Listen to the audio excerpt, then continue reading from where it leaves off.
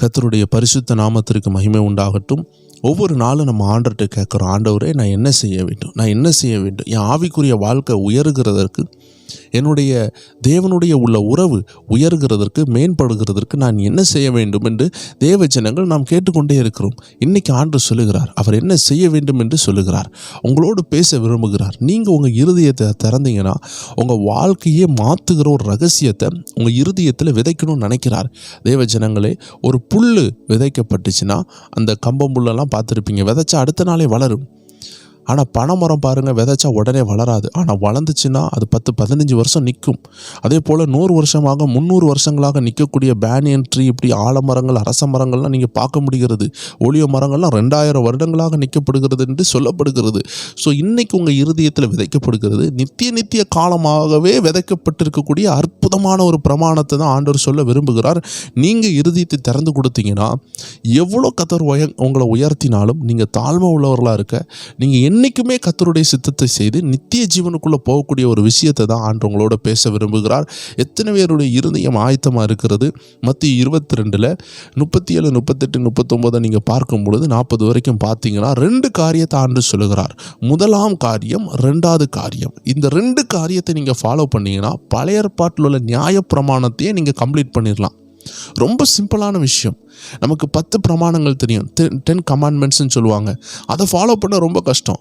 ஆனால் இந்த 2 விஷயத்தை ஃபாலோ பண்ணிங்கன்னா அந்த 10 கமாண்ட்மெண்ட்ஸை ஈஸியாக ஃபாலோ பண்ணிடலாம். அதை தான் இயேசு இங்கே தெளிவாக சொல்கிறாரு. புதிய ஏற்பாட்டில் இது ரொம்ப எளிமையாக மாறிவிட்டது. அதனால தான் இது சுருக்கி நியாயப்பிரமாணத்தையே கடைப்பிடிக்க கூடிய ஒரு அருமையான விஷயத்தை சொல்லுகிறார். நம்ம வாங்க பார்க்கலாம். மத்திய 22:37 வாசிக்கிறேன். இயேசு அவனை நோக்கி, உன் தேவனாகிய கர்த்தரிடத்தில் உன் முழு இருதயத்தோடும் உன் முழு ஆத்மாவோடும் உன் முழு மனதோடும் அன்பு கூர்வாயாக. இது முதலாம் பிரதான கற்பனை. இதற்கு ஒப்பனையாக இருக்கிற 2ஆம் கற்பனை என்னவென்றால், உன்னிடத்தில் நீ அன்பு கூறுவது போல பிறனிடத்திலும் அன்பு கூர்வாயாக என்பதே. இவ்விரண்டு கற்பனைகளிலும் நியாயப்பிரமாணம் முழுவையும் தீர்க்க தரிசனங்களும் அடங்கி இருக்கிறது என்றார். அற்புதமான வசனம். தேவ ஜனங்களே, முதல்ல நீங்கள் ஆண்டவரை நேசிக்கணும். பின்பு நீங்கள் உங்களை நேசிக்கிறது போல பிறரை நேசிக்கணும்.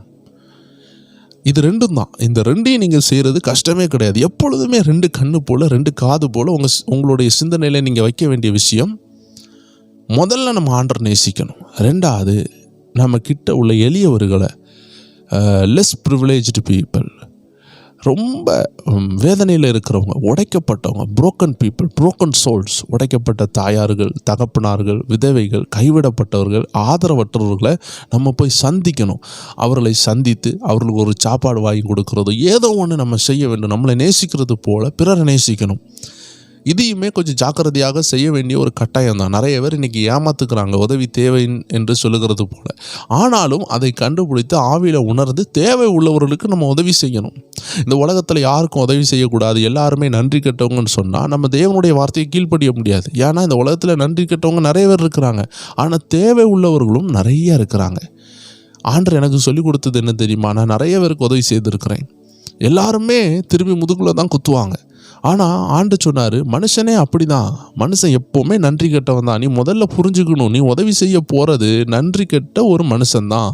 அவனுக்குள்ள ஒரு நன்மையும் கிடையாது. அவனுக்குள்ள வசனம் இருந்தால் தான், அந்த வசனத்துக்கு அவன் கீழ்ப்படிந்தால்தான் அவனுக்குள்ளாடி நல்ல விஷயம் இருக்கும். அதாவது எல்லாருடைய வீட்லேயும் சோப்பு இருக்குது. அந்த சோப்பை போட்டு குளித்தா நல்ல மனம் வருகிறது. ஆனால் சோப்பை போடலைன்னா அழுக்கு போகாது, சோப்பை போடலைன்னா மனம் வராது. ஸோ இன்றைக்கி நிறைய பேருக்கு சோப்பு இருக்குது, எல்லாரும் போடுறாங்கன்னு கிடையாது. இதே போல் தான் வசனம் ஒரு சோப்பு போல், ஒரு சவுக்காரம் போல். அந்த டிட்டர்ஜெண்ட்டை எல்லோரும் யூஸ் பண்ணாதான் அதனுடைய மனம் கிடைக்கும். அப்போ இன்றைக்கி வசனம் எல்லார்ட்டையும் இருக்குது, எல்லாரும் ஒன்றும் கீழ்ப்படியலை. எப்படி சோப்பு, சர்ஃபு எல்லார்ட்டையும் இருக்குது, எல்லோரும் யூஸ் பண்ணாதான் அதனுடைய வாசம் வரும். எல்லோரும் யூஸ் பண்ணுறது கிடையாது, சிலர் வாங்குறது கிடையாது. இதே போல தான் வசனம் எல்லார்ட்டையும் இருக்குது, ஆனால் அது எல்லாரும் கீழ்ப்படுகிறது கிடையாது. அதனால தான் இன்றைக்கி தேவனுடைய பிரமாணங்கள் நிறைவேறாமல் இருக்கிறது. ஸோ இன்றைக்கி நம்ம புரிந்து கொள்ளணும், 2 பிரமாணம் தான். நம்ம பக்கத்தில் உள்ளவங்க நமக்கு நன்றியற்றவர்களாக இருந்தாலும் நம்ம அவர்களுக்கு உதவி செய்யணும். ஏன்னா அவர்கள் நன்றியற்றவர்களாக இருக்கிறதுக்கு காரணம் என்னென்னா, அவர்கள் வசனத்துக்கு கீழ்ப்படியலை. வசனம் அவங்க கையில் இருக்கலாம், ஆனால் கீழ்ப்படியாமல் இருக்கிறதுனால அவங்க நன்றியற்றவர்களாக தான் இருப்பாங்க. 10 குஷ்டரோகி வராங்க, அதில் இயேசு 10 பேரையும் சுகம் ஆக்குனார். ஒருத்தனுக்கு மட்டும்தான் நன்றி உள்ள இருதயம் இருந்துச்சு. மற்ற 10 பேரில் 9 பேரும் போயிட்டாங்க. இதே போல தான் நீங்கள் நன்றி செய்யணும்னு போகும்பொழுது எல்லாருமே நன்றியற்றவர்கள் என்று புரிந்து கொள்ளணும். அதாவது எல்லாருமே நன்றியற்றவர்களாக இருப்பாங்கன்னு நான் சொல்லலை, ஆனால் மேக்சிமம் இன்றைக்கி அப்படி தான் இருப்பாங்க. அதனாலவே நம்ம ஆயத்தப்பட்டு போக வேண்டும் என்று ஆண்டவர் எனக்கு ஒரு பாடம் சொல்லி கொடுத்தார். யூதாஸை பாருங்கள், ஆண்டவர் கூடவே இருந்தான், நன்றி உள்ளவன் போல தான் இருந்தான். ஆனால் கடைசியில் நன்றியற்றவனாக ஆண்டோடைய முதுகிலே குத்துற லெவலில் மாறினான். இது இன்றைக்கி சாத்தியம்தான். அதனால் நான் நன்றி செஞ்சேன், எல்லாருக்கும் செய்தேன், எல்லாரும் என்னை பகைக்கிறாங்கன்னு நம்ம சொல்லவே கூடாது. முதல்ல நம்ம புரிந்து கொள்ளணும், நம்ம நன்றியற்ற இன்கேப்பபிளான ஒரு ஹியூமன், ஒரு மனுஷனுக்கு தான் நம்ம உதவி செய்ய போகிறோம். ஏன்னா நாசியில் சுவாசம் உள்ள எந்த மனுஷனையும் நம்பாத நான்ட்டு சொல்லிட்டாரு. அப்படிப்பட்டவங்களுக்கு தான் நம்ம உதவி செய்கிறோம். அதனால் நம்ம திரும்பி எதிர்பார்க்காம நம்ம செய்து கொண்டே இருப்போம். ஏன்னா இது கர்த்தருடைய பிரமாணம். அதனால் தேவ ஜனங்களே, நம்ம என்ன செய்வோம்? கர்த்தரை நேசிப்போம், பிறருக்கு நன்மை செய்வோம். இதுதான் நம்மளுடைய பிரமாணம். அவங்க நம்மளை மதிச்சா என்ன, மதிக்காட்டி என்ன, திரும்பி தந்தா என்ன, தராட்டி என்ன, நம்ம செய்ய வேண்டியதை செய்து கொண்டே இருப்போம். இது கர்த்தர் விரும்புகிறார். இது நம்மளை நித்திய ஜீவனுக்குள்ளே கொண்டு போவோம். ஒரு வல்லமையான தேவ மனிதன் சொன்னார், எப்போவுமே நீங்கள் வாரத்தில் ஒரு 2 நாளாவது ஏழைகளுக்கு உதவி செய்திருங்க. சுவிசேஷம் அறிவிக்கிறது மஸ்ட்டு. நம்ம எப்போவுமே சுவிசேஷம் அறிவிக்க ரெடியாக இருக்கணும், ஜபத்தோடு இருக்கணும். அப்போ தான் நம்ம அறிவிக்க முடியும். அடுத்தது, நீங்கள் நன்மை செய்கிறத விட்டு விடக்கூடாது. அவர் சொன்னார், ஒரு சின்ன அட்டைப்பெட்டியோ இல்லை ஒரு மஞ்சப்பையோ வீட்டில் வச்சுக்கோங்க. நீங்கள் எதெல்லாம் வாங்குறீங்களோ அதில் கொஞ்சம் கொஞ்சம் அதில் போட்டுகிட்டே இருங்க. இப்போ நிறைய பிஸ்கெட் வாங்குறீங்கன்னா அதில் ஒரு சின்ன பிஸ்கெட் பாக்கெட்டை ஒரு ஏழைக்கு போட்டு வைங்க. உங்கள் வீட்டுக்கு சோப்பு வாங்குறீங்கன்னா ஒரு சின்ன சோப்பு, ஒரு 10 ரூபா சோப்பை வாங்கி அதில் போட்டு வைங்க. இதை கேட்குற ஒவ்வொரு தேவ ஜனங்களும் ஆசீர்வாதமானவங்க. ஏன்னா நீங்கள் அற்புதமான விஷயத்தை செய்ய போகிறீங்க. உங்கள் வாழ்க்கையவே அலங்கரிக்கிற விஷயந்தான் இது. நீங்கள் உங்கள் பிள்ளைகளுக்கு பென் வாங்கி கொடுக்குறீங்கன்னா நிறையா மை, பேனா, லெட் பென் ஏதோ வாங்குறீங்க, பென்னு, பென்சில், கட்டர், ஷார்ப்னர்ஸு, ரப்பர் எதெல்லாம் வாங்குறீங்களோ அதில் ஒரு சின்ன 1-2 எடுத்து நீங்கள் தனியாக போட்டு வைங்க. அதை ஒரு ஏழைகளுக்கு நீங்கள் கொடுக்கலாம். பல ஆண்டுகளுக்கு முன்பதாக என்னுடைய வாழ்க்கையில் ஒரு சம்பவம் நடந்துச்சு. எங்கள் அம்மா அப்பா ஒரு பென்சிலை வாங்கி தந்தாங்க. அந்த பென்சிலை நான் செதுக்கி அதில் மொனம் உடஞ்சி கடைசியில் பார்த்தீங்கன்னா 1/2 அடி, அதாவது ஒரு 1 இன்ச்சு பென்சிலாக மாறிட்டு. காலையில் தான் வாங்கி தராங்க, சாயந்தரம் வரும்பொழுது நான் மொட்டை பென்சிலை கொண்டு வரேன். ஏன்னா அது மொனம் உடஞ்சிக்கிட்டே இருந்துச்சு. இப்போது எங்கள் வீட்டில் காசே இல்லை. நான் சொல்லுகிறது ஒரு ரொம்ப ஆண்டுகளுக்கு முன்பு தாங்க. நான் 1ஆம் கிளாஸ் படிக்கிற அந்த டைமில், பல ஆண்டுகள் ஆகிவிட்டது. அந்த டைமில் பார்த்தீங்கன்னா எனக்கு பென்சில் இல்லாத ஒரு சூழ்நிலை. அப்போ பார்த்து ஒரு அண்ணனும் ஒரு அக்காவும் என்ன தேடி வந்தாங்க. வந்து எனக்கு பென்சில் இல்லைன்னு தெரிஞ்சவொன்னே அவங்க வீட்டில் உள்ள அத்தனை குட்டி குட்டி பென்சிலையும் எடுத்துகிட்டு வந்து என்னை கனப்படுத்தி எனக்கு தந்துட்டு போனாங்க. எனக்கு பார்த்தீங்கன்னா ஒரே சந்தோஷம். அவ்வளோ ஒரு நல்ல கேரக்டர் ஆண்டவங்களுக்கு கொடுத்துருந்தாரு. பார்த்தீங்களா?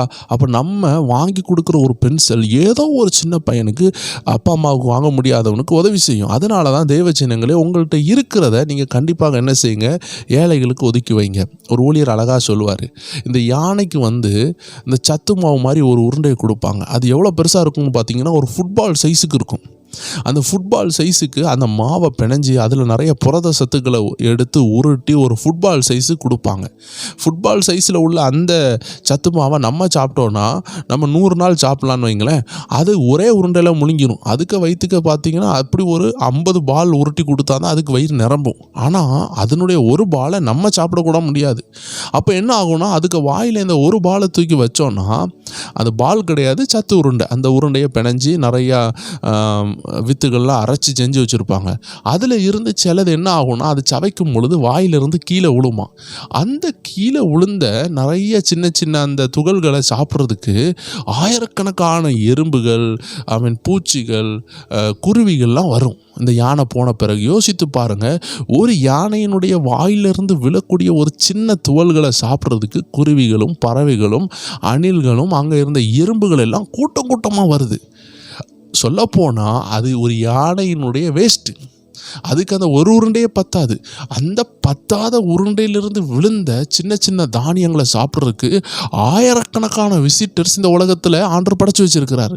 இதே போல் நமக்கு வேண்டான்னு சொல்லப்படுகிற ஒரு சட்ட துணிகள் இல்லை ஒரு செருப்பு எதுவாக இருந்தாலும் எங்கேயோ ஒரு நபருக்கு தேவை. இப்போ கடந்த நாட்களில் எங்கள் வீடெல்லாம் க்ளீன் பண்ணோம். அப்போ நல்ல நல்ல உடைகள், ட்ரெஸ்ஸுகள்லாம் எங்கள் வீட்டில் இருந்துச்சு. அப்போ அந்த ட்ரெஸ் எல்லாம் நான் பார்க்கும்பொழுது அது தூர போடலான்னு சில ஆலோசனைகள் வந்துச்சு. ஏன்னா யார் வாங்குவா, கொடுத்தா தப்பாக நினைப்பாங்கன்னு சொன்னாங்க.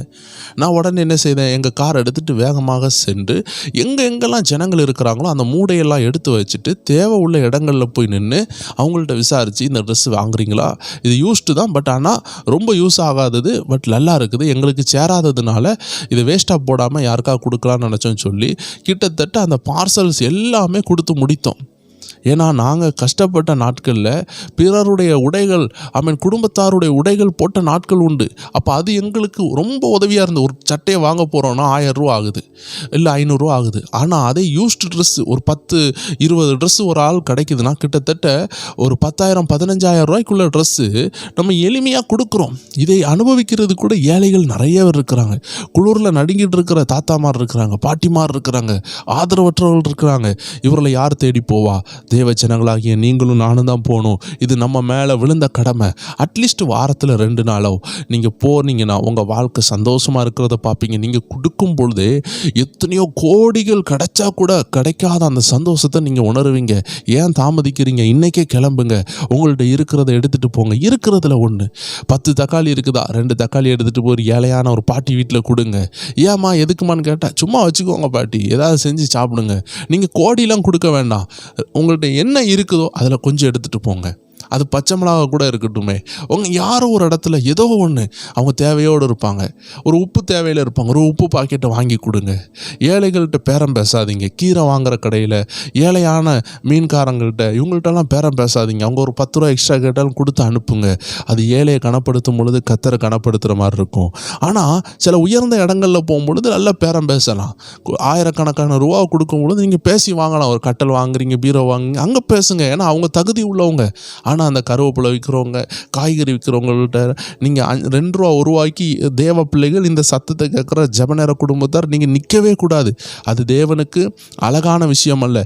ஏழைகள் 5 ரூபா கூட வாங்கட்டும், 20 ரூபா கூட வாங்கட்டும், அவங்க கூட வாங்கட்டும்னு நீங்கள் செய்யணும். நான்லாம் நிற்கும் பொழுது அவங்க கூட கேட்க மாட்டாங்களான்னு நான் நிற்பேன். கூட ஒரு 10 ரூபா கேட்டால் கொடுத்துட்டு வந்துடுவேன். அதில் லாபம் பார்த்து நம்ம வீடு கட்ட போகிறது கிடையாது. இந்த உலகத்தில் ஒன்றும் கொண்டு வந்ததில்லை, ஒன்றும் கொண்டு போகிறதில்லை. தேவ ஜனங்கள் யார்கிட்ட பேரம் பேசுகிறீங்கன்னு பாருங்கள். ஏழைகள்கிட்ட பேரம் பேசாதீங்க. அவங்க சந்தோஷமாக இருக்கட்டும், அவங்க மனசார அவங்கள வாழ்த்தட்டும். நீங்கள் வியாதி இல்லாமல், ஆக்சிடென்ட் இல்லாமல் வாழ்கிறதுக்கு உங்கள் பணம் மட்டும் காரணம் கிடையாது. உங்கள் அருகாமையில் நீங்கள் அநேகருடைய மனசை குளிர பண்ணியிருப்பீங்க. அவங்க மனசுலேருந்து வந்த ஆசீர்வாதம் தான் இன்றைக்கி நீங்கள் நல்லா இருக்கிறீங்க. அதனால் தேவ ஜனங்களே, ஏழை எளியவர்கள்ட்ட ஒன்றும் இல்லைன்னு நினைக்காதீங்க. அவங்க மனசார உங்களை ஆசீர்வதிப்பாங்க. அந்த சத்தம் பரலோகத்துக்கு போகும். இயேசு உங்களை திரும்பி பார்ப்பார். ஏழைக்கு கொடுக்குறவன் கர்த்தருக்கு கடன் கொடுக்குறான், அதை அவர் திரும்பி பல மடங்கு கொடுப்பார். தேவச்சனங்கள் மறந்து போகாதீங்க. முதல்ல கர்த்தருக்கு கொடுங்க, அடுத்தது தேவனுக்கு கொடுக்குற நீங்கள், ஆண்டவரை தேடுற நீங்கள், ஆண்டவருக்கு உங்கள் அன்பை கொடுக்குற நீங்கள், ஏழை எளியவர்களையும் மறக்காமல், இந்த 2 பிரமாணங்களையும் மறக்காமல் நீங்கள் வாழ்ந்தீங்கன்னா ஒரு நாளும் ஒரு குறைவில்லாமல் கர்த்தர் உங்களை நடத்தி கொண்டே இருப்பார். ஜெபிப்போமா? அன்பான ஆண்டவரே, இந்த வார்த்தையின்படி எங்களை அர்ப்பணிக்கிறோம். எங்களை ஆசீர்வதிங்க, பலப்படுத்துங்க. எங்களை தாழ்த்தி அர்ப்பணிக்கிறோம். நாங்கள் செய்கிறதெல்லாம் வாய்க்க பண்ணுங்க. பலவீனத்தோடு இருக்கிறவங்களுடைய எல்லா சுகவீனங்கள், பலவீனங்கள், கால் வலிகள், முதுகு வலிகள், தலைவலிகள், ஆஸ்மா போன்ற எல்லா வியாதிகளிலிருந்து விடுதலை கொடுங்க. எல்லா மோசமான மரண வியாதிகள், கேன்சர் ஆண்டவரே, அல்சர் ஆண்டவரே, கிட்னி ஃபெயிலியர், டயாலிசிஸ் எல்லாத்துலேருந்து இந்த ஜனங்களை விடுதலை ஆக்கி, பரிபூர்ண விடுதலை ஆக்கி, இந்த பிரமாணங்களை ஃபாலோ பண்ண எங்களுக்கு உதவி செய்யுங்க. இயேசு கிறிஸ்துவின் நாமத்தில் ஜெபிக்கிறோம் எங்கள் ஜீவனுள்ள நல்ல பிதாவே.